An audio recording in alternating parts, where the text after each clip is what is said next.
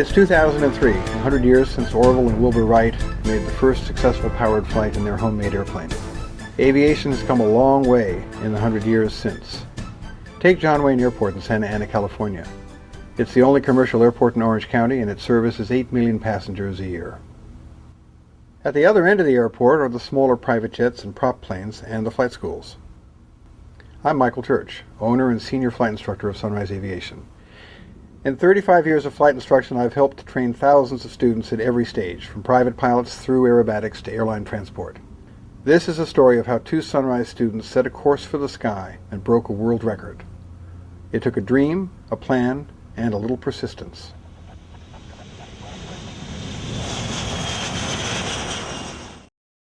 My name is Laksan Serimana. I work as an engineer for a medical company designing artificial heart valves. My greatest hobby is flying, and I have loved flying all my life. For years, I have been dreaming of making a cross-country flight and setting a new transcontinental flying record. I chose this year to make the flight to Kitty Hawk, North Carolina in honor of the 100th anniversary of the first flight made by the Wright brothers. Could I recreate what they did?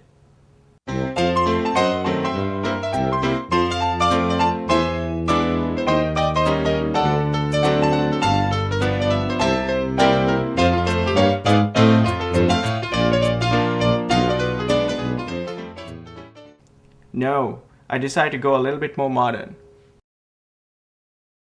There I was one day, looking over various messages and schedules and getting organized for the evening's teaching when the phone rang. In 35 years of running the business, I can't begin to count the number of times that I've answered the phone and hung up right away. Probably a telephone solicitor. Or it could have been a student with questions about the program. Over the years, it's gotten difficult to surprise me. Hello. Michael, good morning. Laksan Serimana. Laksan. Hi. Long time no see. Yes, I used to take flight lessons with you almost 10 years ago. Yes, at Sunrise. Well, actually, I want to talk to you about a plan that I have. I want to rent the Diamond Stand. I want to fly it from Orange County to Kitty Hawk, North Carolina. Yes, to break the world speed record and the Transcontinental record. Sure it is. It's the 100th anniversary of the Wright brothers' first flight. What do you think? But every so often, something does come along that's a little out of the ordinary. It makes life interesting. I decided to take on the challenge and help this young pilot achieve his dream. I met with Laksan and went over the details of his plan. He told me he had an eye on the Diamond Star, the DA-40 that was new to our rental line, but he would need to find someone to share flying with him. He expressed financial concerns. The entry fee alone for attempting to break the record was $1,500, and the cost of renting the plane for 30 or 40 hours on top of that would be tough. It didn't take long to come up with a logical solution. Perhaps the owner of the plane would be interested in flying with him. I promised to make the introduction. Hi, I'm Asaf Stoller. I started flying when I was 12 or 13 years old, flying model remote controlled airplanes. I first flew a Cessna when I was 16 years old, then through the Israel Air Force, and finally came to the US and got my own. For a while, I wanted to buy a plane of my own. After a lot of research, I decided on the Diamond Star. It's an excellent plane with the right balance of horsepower and space, while still being lightweight and cost-effective. To help subsidize my hobby, I decided to make the plane available for rental through Sunrise Aviation, to put it to good work the times I couldn't fly it myself. One day I got a call from Michael Church, owner of Sunrise Aviation. He told me someone was interested in using the plane to fly to the Kitty Hawk and break a record, and they also wanted to fly with someone else. That was intriguing, but I didn't do anything. About 3 days later he calls me, okay, I have the details. The guy wants to break the record.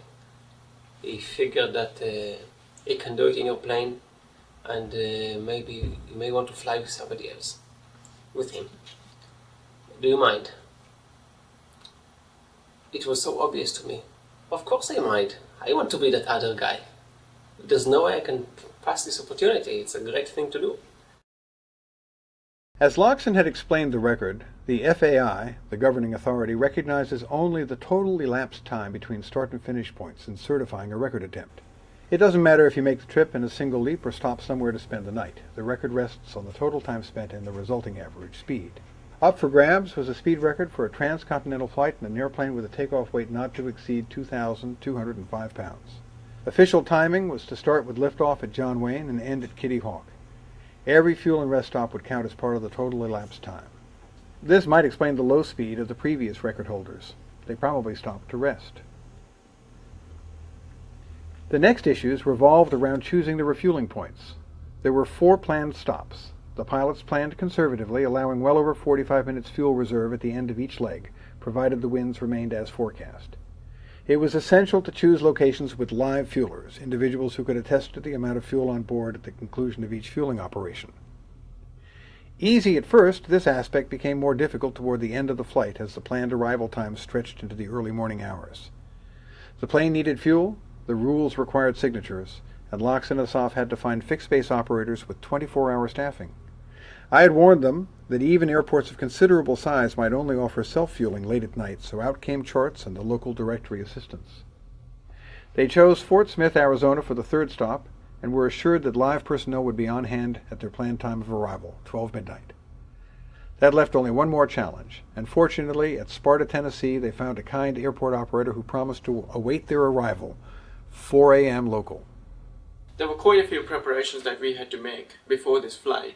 One of the most important things we had to do was to make sure that the plane weighed not more than 1,000 kilograms. So because of that, we had to remove all kinds of other equipment and things that were not needed off the plane.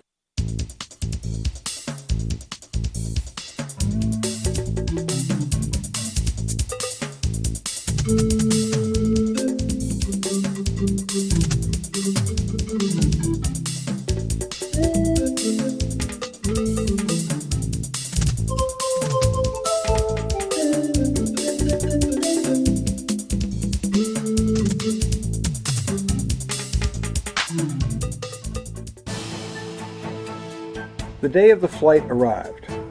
Weeks of preparation were over, and the 2 pilots were about to kick their flight into motion. They kissed wives and new babies goodbye and promised to return in a couple of days with a new record.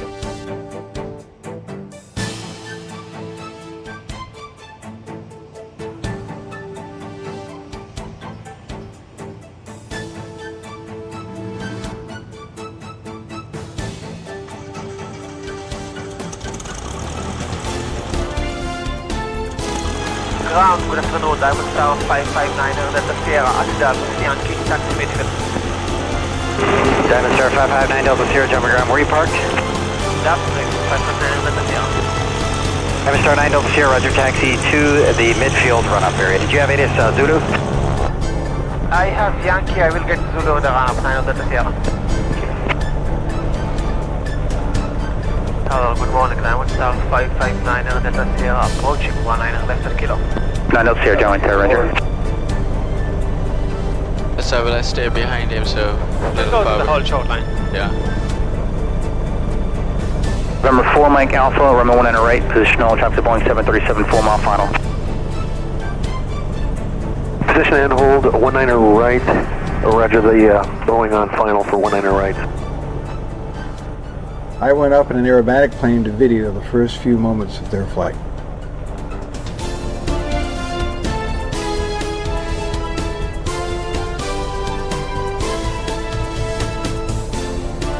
Diamond 9 Delta Sierra, clear for takeoff.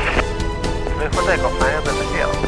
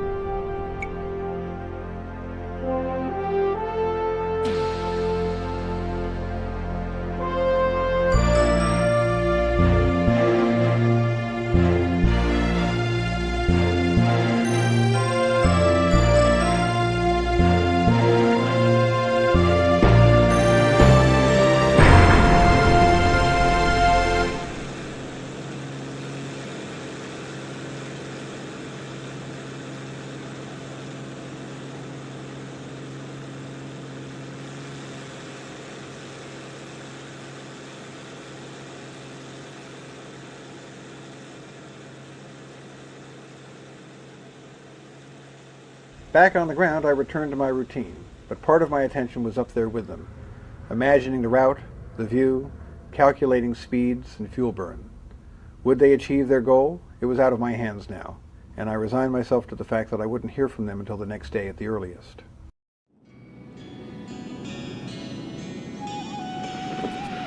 Perfect day to fly.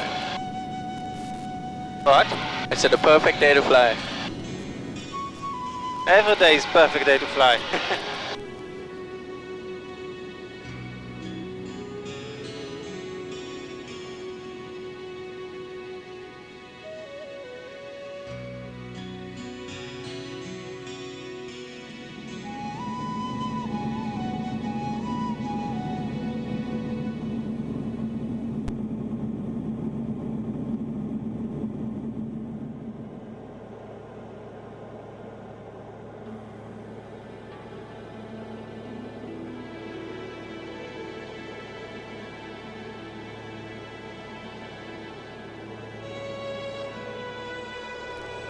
You remember the first flight we made? We went all the way up to Big Bear. Yeah. Actually, we went all the way up to 14,000 Yeah, 14,000. and then to Big Bear. Yeah.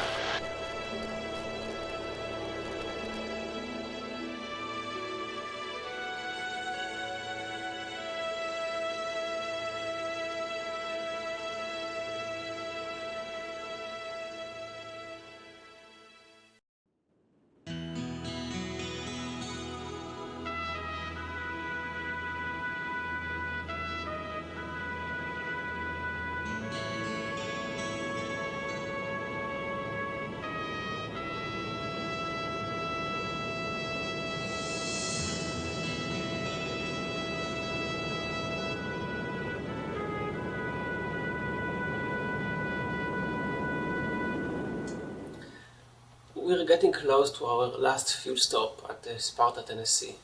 We're about 10 or 15 minutes from the airport. Looking down, everything is fogged out. We see a few airports on the horizon, but anything in the vicinity is with patches of fog. We know we have fuel for about 45 minutes after we get to Sparta, but we don't know if we're going to be able to land. If the fog is on the runway and you don't have visibility of the runway itself, you can't land. Any diversion would mean going back to the only big airport that was available and had the instrument landing system. It would be going back 30 minutes. And it would also mean losing the record because we will not have a qualified designated person to sign on the fuel forms, how much fuel we're taking. And as we get closer to the airport, don't see anything, pitch black, pieces of fog, and suddenly there's an airport beacon. Like the only piece of land in the area that has no fog on it is the runway we're intending to use. Straight in landing, uneventful, and start looking for the fuel guy. About 10 seconds later, Laxon said, "Hey, there's somebody waving his hands over there." And that was it. We got our fuel, rested a bit, and off we go to the last leg of the flight. Probably the last 5 minutes. We were flying onto Kitty Hawk. There was a lot of clouds. We were actually VFR on top, which means that we couldn't see the ground because of clouds. And as I was at the controls, I had the map in front of me and I was looking at the GPS and my heart was pounding because the flight control had told us we had just about 5 minutes more to go, and he was giving us updates every minute or so. So when the time came and my map was matching with the GPS, my heart was completely pounding because I knew we were just about to break the record. Just then, air traffic control came up and Washington Center congratulated it on the fact that we were now over Kitty Hawk First Flight Airport, which was absolutely fantastic.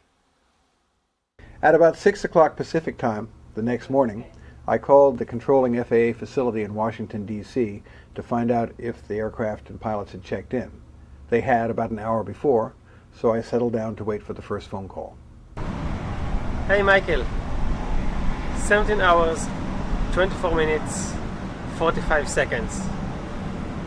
Even though they made it in record time, I found out later that FedEx didn't arrive with their belongings until 8 hours later. I guess if you want something delivered guaranteed overnight, have the Soft & Loxton fly it.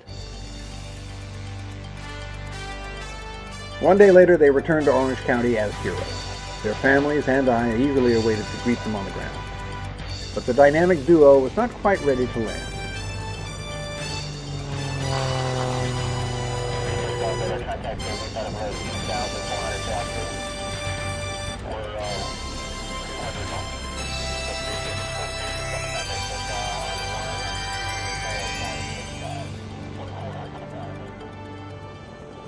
The old Transcontinental record was set in June of 2000 at an average speed of 52.46 miles per hour. It was made in an Elan A2 aircoupe. This new mark, a whopping 137 miles per hour, will likely stand for a while. In the grand scheme of things, though, it's not so much about certificates on the wall, trophies on the mantle, or even pictures on a magazine cover. It's about freedom and adventure, the ability to just set a goal, pick up, and do it. That's a lesson we can all take to the skies. I'm Michael Church. See you in the air.